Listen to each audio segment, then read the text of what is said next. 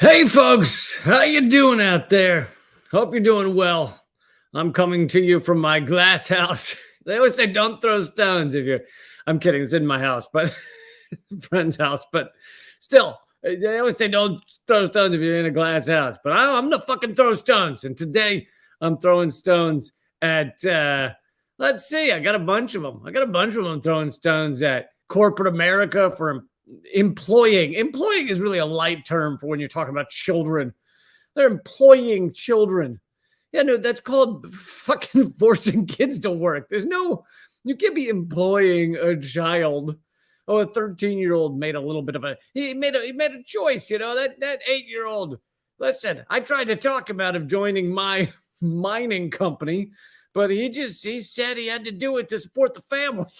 Like, fuck you. That's anything done to an 8-year-old. It doesn't matter if he said he wanted to. I mean, oh God. Anyway, I'll get into that in a minute. But yes, children the U.S. is a third world country now. That's what we're facing. The U.S. is a third world country. We're employing. There is child labor going on at slaughterhouses, no less. I'm going to get into that. I'm going to get into how Norfolk Southern that has destroyed an entire Ohio town. They have said that they have no interest in compensating their victims. Essentially, that's what they've said. Sure, they couched in all kinds of flowery wording, like we will do everything that is needed to be done to make this right, as long as we're not paying anybody any monies or things. As long as it doesn't come out of our pockets, we will do anything to make this right. I'm also going to get into the seismic Iran Saudi Arabia deal that not only did it happen, but it happened behind America's back, showing the continued lack of power, of clout that America has around the world. Because it's funny when you ignore all of your deals, all of your policies, exploit 90% of the world and invade 20% of the world, people for some odd reason stop trusting you as much. I don't know what that is. I don't know why that is, but it's something about it. So I'm going to get into all that starting right about now. Please, if you get a second, click the thumbs up. Click the subscribe. I'm getting close to that 40,000 mark at rumble.com/Lee Camp. Would love to do it soon. So yeah, click follow at Rumble and all those things. All right. So here's what I'm starting with, which has gotten scant mainstream media coverage, very little. But so this is coming from Ring of Fire. It's a great website by my friend Mike Papantonio. The Ring of Fire website. U.S. industries want children working with bone saws and animal guts. You know, as if it would be fine if we had child labor working with good things. You know, if it's 8-year-olds working just at Build-A-Bear, if they're inside a fake bear instead of a real cow, then I'm fine with it. If it's 8-year-olds working at a car wash, then sure, why not? I'm kidding, of course. It's fucked up no matter what. But it's even worse when let's throw them into the bone saws and let's get them to pull the intestines out of that angry cow over there. Because that's good. It's good because they have small hands. Makes for easy work. And they say if you want your children working with bone saws and a pile of animal guts, then Wisconsin might be the state for you. But actually, this goes far beyond just Wisconsin. Recently, more than 100 children were found working in a Wisconsin meatpacking plant in clear violation of state laws. I actually think that they've kind of, I don't know, it was obviously unintentional. They've kind of misstated that. It was not 100 kids just in Wisconsin. It was 100 kids working for this company that is at various slaughterhouses throughout the country. So it is several states and several corporations involved. So even worse in that regard. But here is the U.S. Department of Labor's release on it. More than 100 children illegally employed in hazardous jobs. Federal investigation finds food sanitation contractor pays, and here it is, this whopping amount of money they had to pay in order to say they were sorry, in order to make everything right for forcing children to work in fucking slaughterhouses. Here's this massive amount of money they had to pay, $1.5 million in penalties. 1.5 million for a company that I'm sure makes billions. 1.5 million. That's all you got to do. You employ 100 children dealing with animal guts for years, and then you just throw, it's basically a parking ticket to corporate America, which this shows how much we have become a third world country. Children are working in slaughterhouses. People are actually, the most censored news episode that comes out this week is about how many Americans and how much of America's export industry is blood, paid blood. So people are so desperate, they're selling their blood. You have dollar stores, just a wave of these parasitic dollar stores across the country. You have people that are homeless, obviously tent cities popping up everywhere, but on top of just, people don't talk enough. We talk a fair amount about homelessness and how egregious it is that humans are living in tents in the richest country in the world, supposedly. But we don't talk a lot about the number of people who are very close to that, like living, either sleeping on a friend's couch or behind on their mortgage, underwater on their house, all those things, which is, again, millions. It's so many people suffering, and really, increasingly, we're getting towards a third world country with, obviously, our infrastructure is collapsing. But to continue on this story, one of the nation's largest food safety sanitation services providers, that is a whole glut of euphemism. That is 10 pounds of euphemism in a 5-pound bag is what that is, my friends. That is food safety sanitation. So they're sending children in to clean the fucking bone saws, and that's a safety company. That's what that is. That's what do. We do safety. We send children in to clean bone saws from the fucking bacteria, the cow anus bacteria that has been chopped up into 1,000 pieces. We send a child in to do that, and we're the safety. We are the safety in corporate America, and the sanitation as well.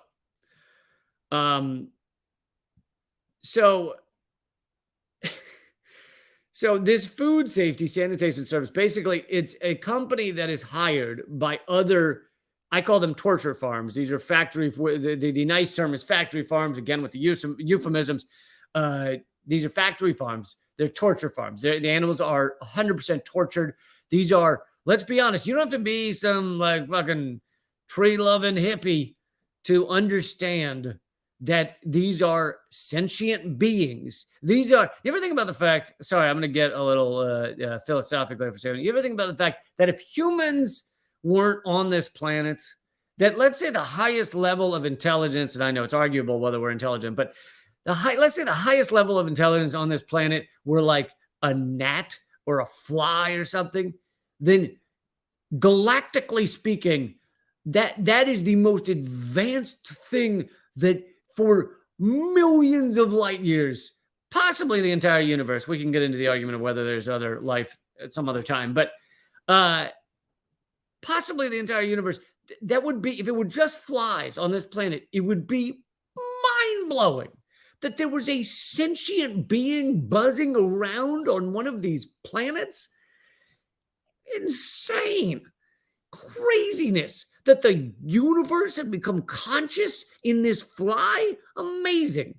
But instead, we get to the point where we exist, humans exist, apes, whatever, and then we look down on all the other things and we say that, cows and chickens and pigs are meaningless conscious beings, and they should just be tortured their entire lives and then slaughtered. And here's the thing, even if you eat meat, and I understand some arguments for some people eating meat, but even if you eat meat, that doesn't mean you have to be okay with the torture farming. Like, those aren't mutually exclusive. You could absolutely be a meat eater, and I know many who are violently opposed to factory farms, to the torture farming we do, where these animals don't get to turn around their entire lives. I'm getting sidetracked, and by turn around, I mean the cages are so small they can't turn around. Like, they can barely stand up for their entire lives in a crate. But so, all right, so they then send in this company. So these torture farms exist. They then send children, apparently, in to clean at these various torture farms, this sanitation company that's kind of hired by these other companies. And I'm going to get to some of the names of the other companies in a moment, because I think that's really important. The employer's payment of civil money penalties is the result. And by the way, this article is from the Labor Department, not just the Labor Department. And so they're trying to brag about, we caught them, we came, we saw, we stopped them from employing those children. That's what we did. That's right. So they're like bragging in this article about how well they've done. This company's paying $1.5 million for their discrepancies, for their egregious, wayward activity, if you know what I mean, for their sins. They are paying what amounts to a parking ticket for them. And so this article is kind of bragging that they stopped this, but in fact, this is a tiny number of compared to the whole of child labor that goes on in America. And it also is a tiny amount of payment that this company had to pay. The division found that children were working with hazardous chemicals and cleaning meat processing equipment, including back saws, brisket saws, and head splitters. What the fuck is a head splitter? Jesus. I'm sorry. I don't know if that's a common term that everybody knows except me, but good God. Do you have to? Can we go back to the euphemism? You know what? I am sorry for making fun of the euphemisms. Can we go back to something other than a fucking head splitter? And you're sending a child in to clean the head splitters? For fuck's sake. Man, can't we call it the cranium... The separators? That's not much better. Can't we call it the cranium turning one team into two? I don't know. I don't know how you euphemize a head splitter. I don't know how you euphemize a bone saw. It's the bone. Actually, everybody, you can throw in comments in the comment thread. What should be the euphemism for the fucking head splitters? Please let me know what would be your euphemism for the head splitters. Investigators learned at least 3 minors suffered injuries while working for this company for, where are they? Packers Sanitation Services Incorporated. But so here's the other thing that I want to make clear. This is now the list of all the corporations that have hired this company, meaning hired these children, hired this children-toting company. And I don't know if this company like brings their mess of children down in a wagon like a traveling circus. We got our children here to clean the bone saws. Come on. We've got 8-year-olds to clean the bone saws. I don't know how that works, but it's multiple states and multiple companies that, and so you have to understand, not only is Packers Sanitation Services a fucking villainous parasite, but so are the companies I'm about to list. George's Inc. in Arkansas, Tyson's Food in Arkansas, JBS Foods in Colorado, Maple Leaf Farms in Indiana, Cargill in Kansas, Turkey Valley Farms in Minnesota, Buckhead Meat of Minnesota, JBS Foods, Minnesota, Gibbon Packing Company, is that Nebraska? JBS Foods, Nebraska, Greater Omaha Packing Company, Nebraska, Tyson Food in Tennessee, Cargill in Texas, That's where these children were being used. One of the worst perpetrators is Cargill in Kansas, had 26 children working there. Again, working being a euphemism, let's be honest, enslaved there. Because again, if a child cannot make a choice like voting or to have a beer or to have sex, which I think most of us agree with. Some argue on the beer point, but some argue on the voting point. Very few argue on the sex point. And if you're arguing on the sex point, then go fuck yourself. You're a horrible human being. But if you can't consent to those things as a child, then you cannot consent to scrub a head splitter with a rag in the middle of the night, okay? You also can't consent to that. So that means if this is not consensual, then it's slavery. I don't care if someone's getting paid some amount. It doesn't really matter. It's kind of like saying, you got a high five after you, the pedophile got a high five afterwards. It doesn't. Okay, you gave the kid $5. I don't care.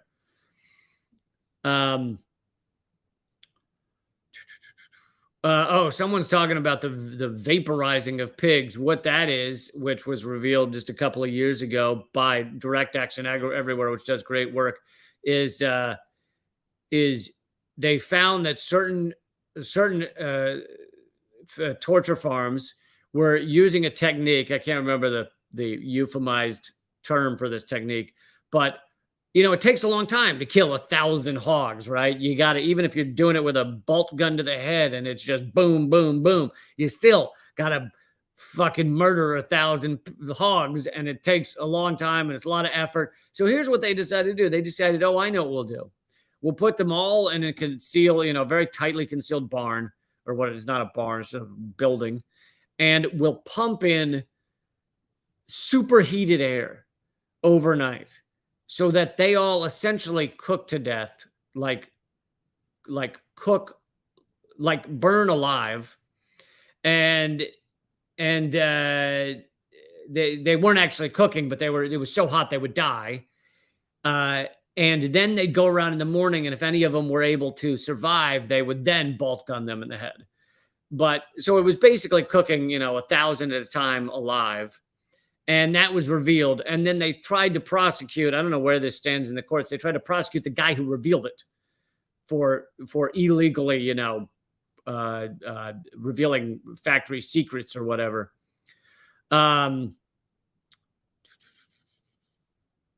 So thank you, Jose, for the donation.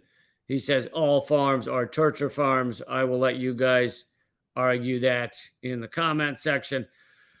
But okay, so I wanted you to know all of those companies, because it's not just this Packers company, which is much smaller than Tyson and Cargill. Cargill, I've done entire videos on Cargill. It is one of the most evil corporations in the world, Cargill is.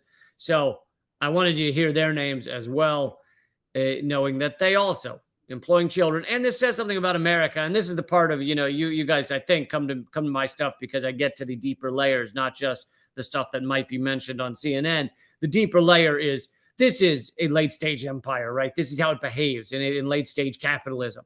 You get to a point where it's a horror show. It's children working. It's people getting paid to donate their blood. It's people working in factory farms that traumatize them for life. It's getting paid less and less and barely making ends meet.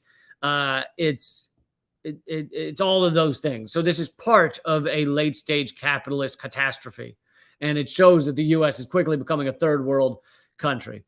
All right. Speaking of economies, I want to talk for a minute about this banking collapse.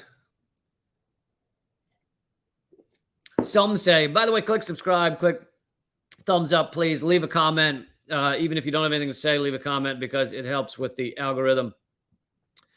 But okay, I want to get to this banking collapse, so Silicon Valley Bank collapsed, and some people are saying it's a sign of things to come in a much larger way. Others are saying it's not. the government and our mainstream media are now doing everything they can to make sure you and everyone else don't try and pull their money out of all the banks, because that would precipitate more and more collapse. Now, you may know that since years ago, any amount of savings under $250,000 is insured by the FDIC. So if you have under $250,000, $250,000, then you are going to be fine, is at least the argument. And so this is the people that are going to be, that they're arguing about bailing out, are people with over that much money in Silicon Valley Bank. And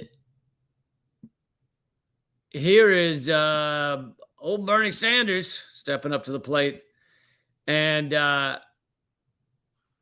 I know that there are plenty of complaints about Bernie Sanders, but that doesn't mean he never does anything positive. I am not going to endorse the way he campaigned for Hillary Clinton around the entire nation, but I will endorse some of the things he says here and again. Sanders calls for repeal of a Trump-era deregulation that has been blamed for the bank collapses. There's 2 banks now that have collapsed. So apparently this was at least somewhat a sign of things to come if you now have not just 1, but 2 banks collapsing. Senator Bernie Sanders on Sunday night called for a full repeal of the 2018 banking deregulation signed into law by former President Donald Trump, and declared that now is not the time for taxpayers to bail out Silicon Valley Bank, the California bank that collapsed Friday. On Sunday evening, the U.S. Treasury, the Federal Reserve, and the Federal Deposit Insurance Corporation, FDIC, that's what I just told you about, issued a joint statement outlining a plan to make all deposits for Silicon Valley Bank, as well as Signature Bank, which was shuttered by New York regulators earlier in the day. So, this is kind of funny, because this is them trying to make whole, as it's called, trying to pay all of these people that all have over $250,000 in the bank. So these are not struggling people, really. Now, granted, they may have houses where $250,000 barely covers rent. Well, they're not renting their houses, but you know what I mean.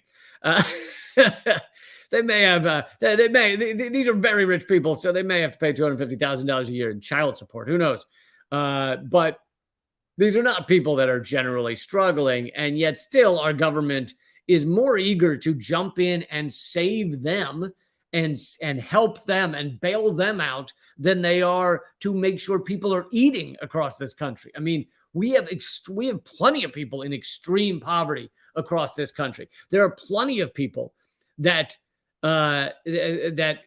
go to bed hungry across this country. There are plenty of people living in fucking tents. Where is hey, before we bail out people with over $250,000 in this one bank, what if we gave everybody that's living in a tent an apartment?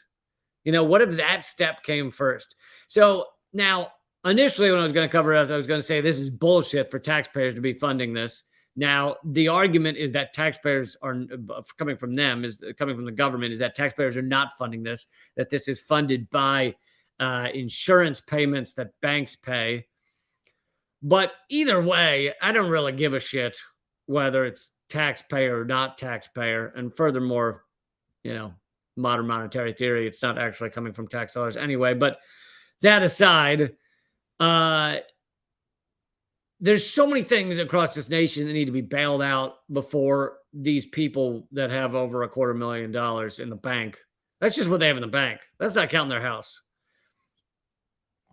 In his statement, Sanders said, if there's a bailout of Silicon Valley Bank, it must be 100% financed by Wall Street and large financial institutions. We cannot continue down the road of more socialism for the rich.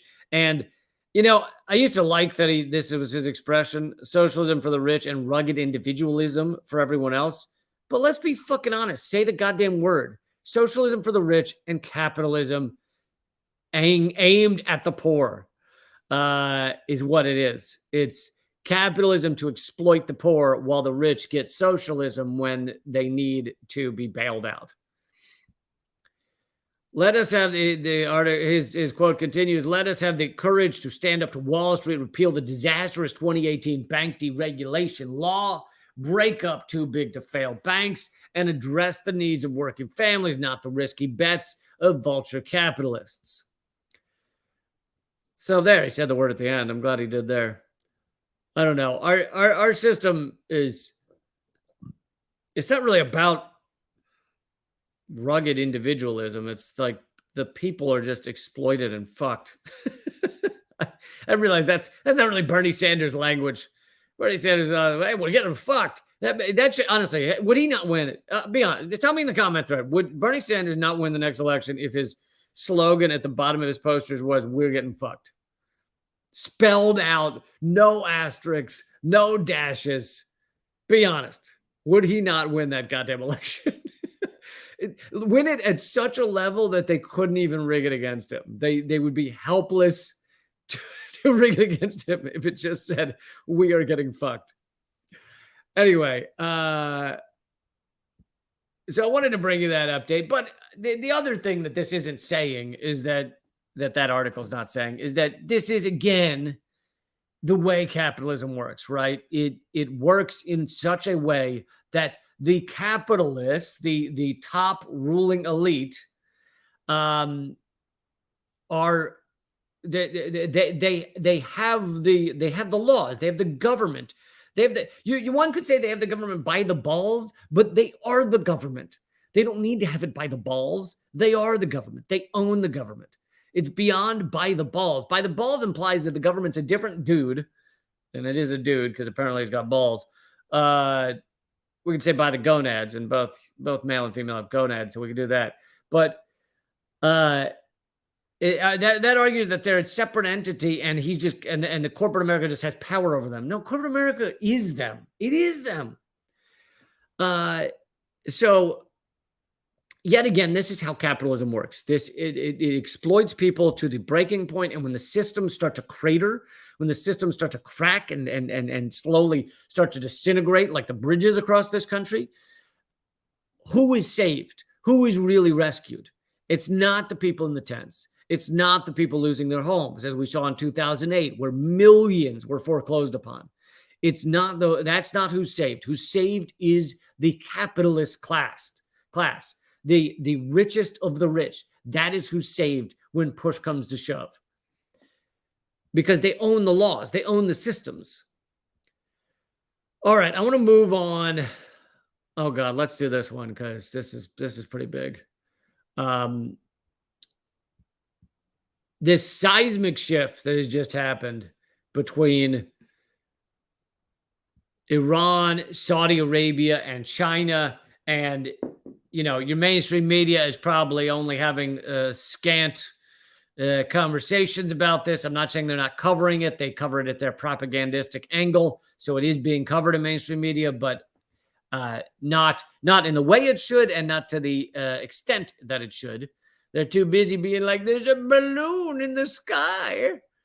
By the way, since we shot down the hobby balloons drifting across America, how many more hobby balloons do you think are in the sky right now, or weather balloons or whatever that the U.S. isn't shooting down? We just shot down those 3 because it was balloon season. It was balloon hunting season had opened, and so we ran around shooting down balloons. And now I guarantee you there are plenty of balloons floating across America right now. No one gives a shit because it's not balloon season anymore. Not balloon season. Balloon season, it opens mid-February, goes to the end of February every year. You got to get in there early in balloon season. Otherwise, all the good balloons will be snatched up real quick, cooked into a meat pie of sorts. All right, so this is a seismic shift, and I thought Consortium News did a good job of covering it.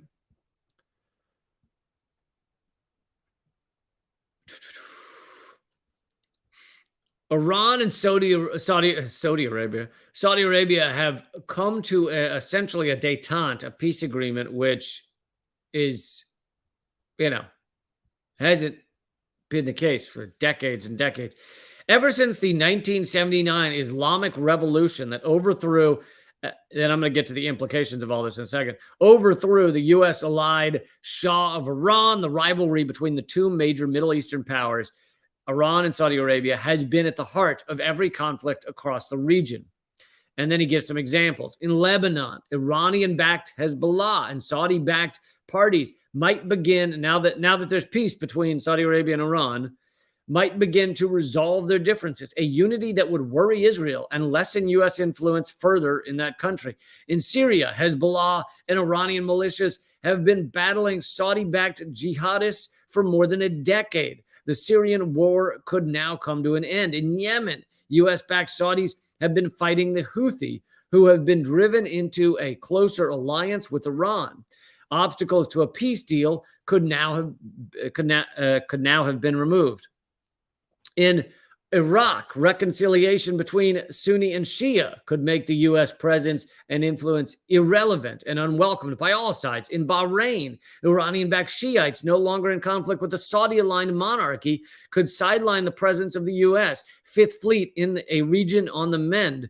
And in Saudi Arabia itself, the state's tensions with Shiites in the eastern oil regions should lessen. In short, the historic rapprochement and resumption of formal diplomatic ties between Saudi Arabia and Iran could transform the Middle East, and the United States doesn't like it one bit. The U.S. has depended on the Saudi-Iranian divide. They've depended on basically a Cold War, mostly Cold War between Saudi Arabia and Iran. For years, we've depended on that, because we want that region ripped up and destroyed. We don't want them having any strong entities, even slightly. We want failed states, even as millions die because of it. We want places like Syria now is, a borderline failed state where people don't have more than a few hours of electricity a day. That's how we want it in the Middle East, because our rulers of the United States, of the U.S. empire, are sociopaths. They're fucking sociopaths, and they're fine with children dying every day due to lack of food, lack of medical care, etc. They're fine with that as long as it slightly, minimally helps the power of the United States. And that is at the heart of so much of our foreign policy. So the U.S., to continue from the article, the U.S. has depended on the Saudi-Iranian divide to pursue its interests in the region. After this development, the U.S.-Israeli front against Iran should lose their chief Arab ally, Saudi Arabia. The Saudis are now in a position to defy U.S. economic sanctions on Iran, a nightmare for Washington. And this is important on all of those scales he just listed, but it also shows that the U.S. power around the world is waning. And if the U.S. empire were I'm opposed to all empires, but just to play a little thought experiment here. If the U.S. empire were truly a wonderful and benevolent organization, incorporated, that was helping the world, then I could understand some people's argument that, oh no, the U.S. is losing power around the world. The U.S. is losing influence. This is bad. This is bad. But we don't do anything positive. We destroy nations. We destroy people. We cause people to die on a daily basis. The latest estimates are that 6 million people have died just from our wars on terror in the Middle East, not even including all of our economic wars elsewhere around the world. 6 million over the past 20 years. That's what our country does. And so the concept of less U.S. power around the globe is wonderful for humanity. That's what it is. It's wonderful for humanity. You could finally maybe start to have some peace in these regions. And this also shows it shows the waning of U.S. power, and it shows the increase of Chinese power.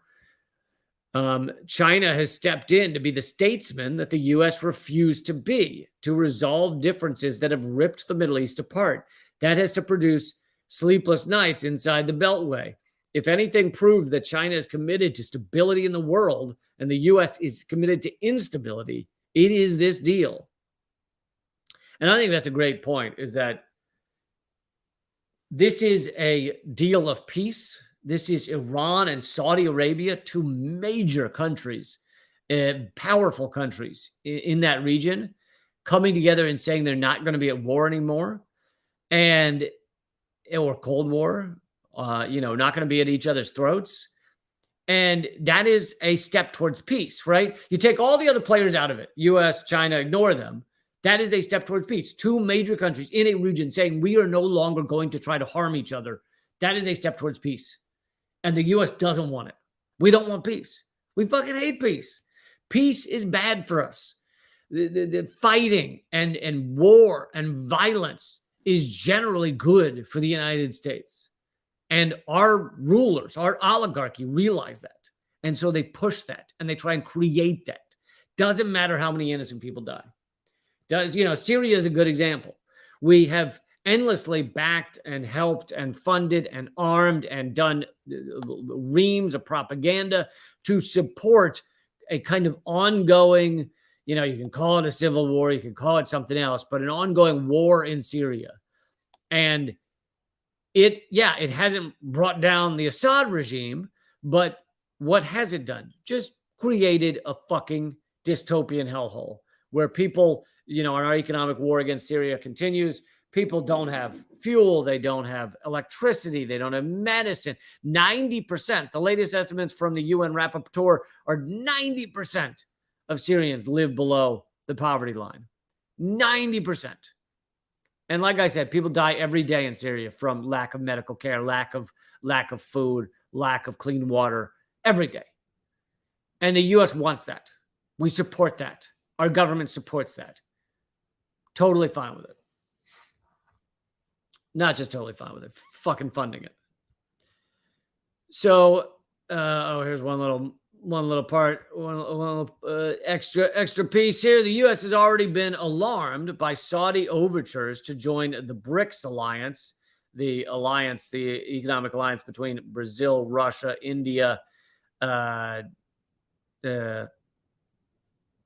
of course. Brazil, Russia, India, China, and South Africa alliance, and thereby grow closer to China and Russia.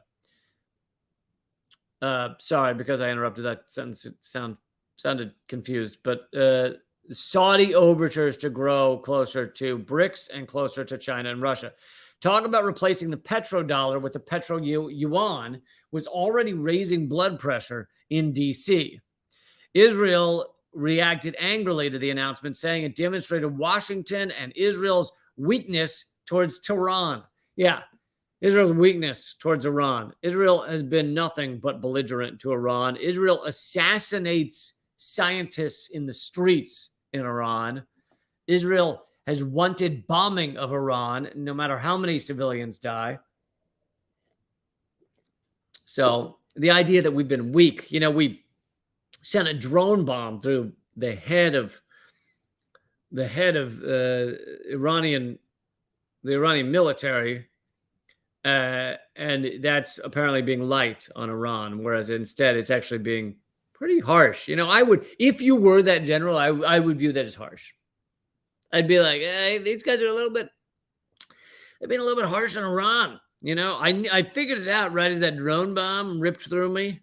I thought these guys, I wouldn't say they're going easy on us. I'd say they're pretty serious.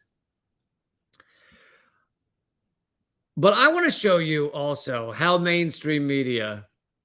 of the mainstream media has covered this story. I want to give you one example. And I'm going to do that right now over at rumble.com/Lee Camp. I'm also going to get into new details about the Ohio train pollution fucking catastrophe and how the company's not doing shit. I also want to get into the protester that was assassinated at Cop City in Atlanta, and how new evidence shows he was both unarmed and had his hands up when he was shot 13 times. All right, all that is at rumble.com/Lee Camp. I'm gonna cut off the other streams, but much like when you sneeze while you pee, I'm gonna cut off the other stream. I'm gonna cut off the stream if you're watching somewhere else. So join me at rumble.com/Lee Camp. It's free to watch there. It's free to join me. I'll put the link in the comment thread. just to let you be lazy. And I'll do that now. Let's see here. There it is. You can join me over at rumble.com/Lee Camp right now. If you're watching on Rumble, nothing changes. All that changes is you have to give me exactly 4 seconds to cut off these